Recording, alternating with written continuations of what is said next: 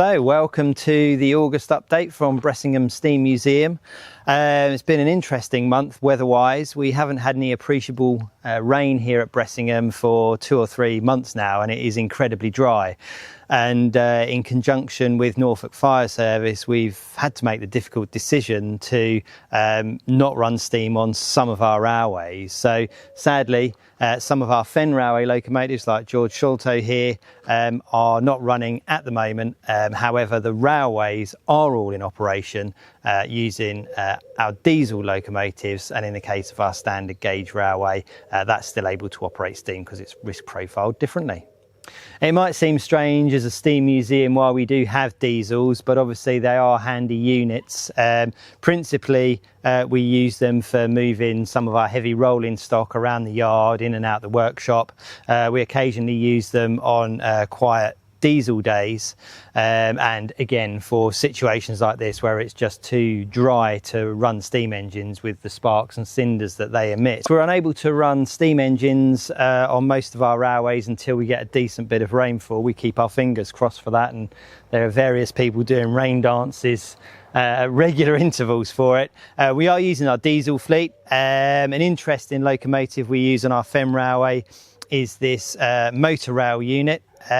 Was built in 1957 for Solway peat company, so worked on in the peat fields, and was later acquired for Adrian Shooter's Beeches Light Railway in Oxfordshire.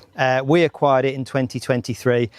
We've kept the livery and name that it had at the Beeches Light Railway as a bit of a nod to the people that were involved in running that railway for many, many years.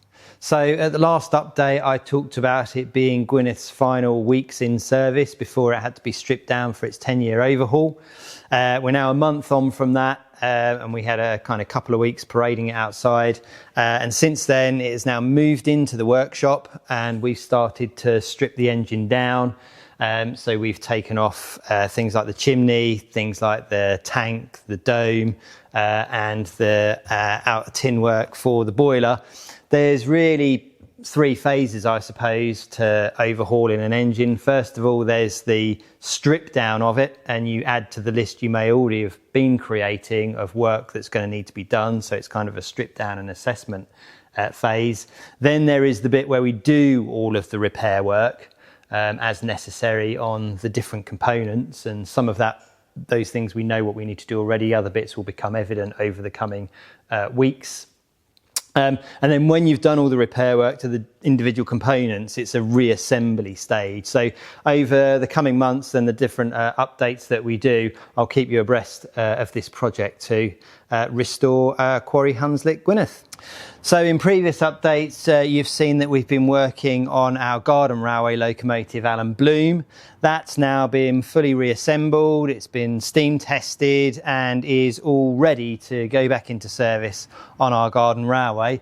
We're just waiting for some rain to be able to damp down the undergrowth so that we can run it safely. And in the meantime, we've been using our diesel locomotive, but we look forward to getting this running very, very soon. So I thought it only fair to give you a bit of an explanation as to why on some of our railways we've been forced to run diesels over steam, which we would prefer to run as a steam museum. The problem with steam engines is that if they're coal-fired anyway, which ours are, they will emit sparks from the chimney. And we can control for that with spark arresters. They're not 100% effective, but they do help. And also losing cinders from underneath the engine, under the ash pan, which again, here we put water-filled trays under those. Despite that though, in the hot weather, we still get a few sparks come through the chimney. We still lose 1 or 2 cinders out the side of the ash pan. And the beautiful hay and wildflower meadows that we have here, with the intense heat that we've had and the intense dryness, have really become completely brown, as you can see. And it means even a single small cinder landing on a piece of this grass will just catch and burn, and it will go under the ground and burn underground as well. And we've had a small fire here, which with all of our mitigations, our fire train and our fire appliance that we have on site, we were able to put out very, very quickly. But it's just so easy to set fire to things, and whilst on the Fen railway it's incredibly dry, It's relatively easy for us to get to, but once things catch, they go up very, very quickly. For our Waveney Valley Railway, it's not quite as dry, but the problem is for the most of the length of the railway, it's completely inaccessible by road, so it's impossible to get any appliances there to control a fire if one did happen. So we've had to make the difficult decision to keep everybody safe, our visitors, our staff, our neighbours, to just make the sensible decision. We're all quite frustrated about it. We're all praying for rain, and as soon as we get some rain, which is enough to damp this down, we will be running steam engines again, because it's really what we want to be doing. So here we have the traction engine Bertha, one of Bressingham's Burrell compound engines. This one's particularly important to us because it was really the founding engine of the current collection. Alan Bloom acquired it in 1961.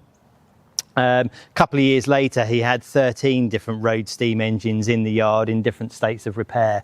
But this is where we class the beginning of the collection. It's rather interesting. It's actually Alan's second engine that he owned. He did have one in the 1940s called Bella. He bought that to clear the land here at Bressingham to build his nursery business. In the 1950s, he moved to Canada for a few years to try and set up a business there. That didn't work, and he came back. And he was absolutely saddened to find out when he returned back that Bella had been scrapped in his absence. And he fired the manager that he'd left in charge on the spot for that very reason. Once he'd rebuilt the business for the nurseries, he treated himself again to another traction engine, this one here, Bertha, from 1961, arriving at Bressingham. So he has spent most of his life here. Usually resides in the museum, but because the weather's been fine and we've had to move a bit of the collection around for different events, we've actually been able to have her outside for a week or two. So I reported last time that Leader, the Burrell roller, which is based here at Bressingham, was away visiting Amberley Chalk Museum. She's now back. She's been steaming around this week, but interestingly, she's now going through her annual boiler exam. So the owners, with some volunteers today, have been taking various parts of the boiler and firebox apart. So we've got the fire bars taken off, the ash pan taken off, mud hole doors out, and it's had a thorough wash out on the inside of the boiler. And what the boiler inspector will do when he visits during the week is look inside and outside the boiler and do what we call a part 1 cold exam to just check the integrity of what is essentially a very old pressure vessel. If the boiler inspector is happy with it, they'll then put all of the parts back together again using new gaskets, etc., so that the boiler can then be pressurised and tested in steam in a separate examination that we call a part 2. What's quite interesting is for most of Bressingham's steam engines, we do this in the winter. So it's been a bit more interesting this week that we've had a privately owned engine, which it's just its annual exams happen to fall in the middle of summer. So that's been going on for our visitors to be able to see. But I'll bring you more updates in the winter when we do this for the rest of our steam fleet here at Bressingham and show you a bit more of what's involved. So in the last video, I talked about engines kind of turning up here, privately owned engines for different events. We've got a lovely engine visiting us at the moment. This is called the Lurcher. It's a Burrell engine, a single cylinder engine, lots of brass on this, and that is here for some of our events during August. So if you get the chance, come and visit us, and you should be able to see Lurcher lurking around at Bressingham Steam Museum.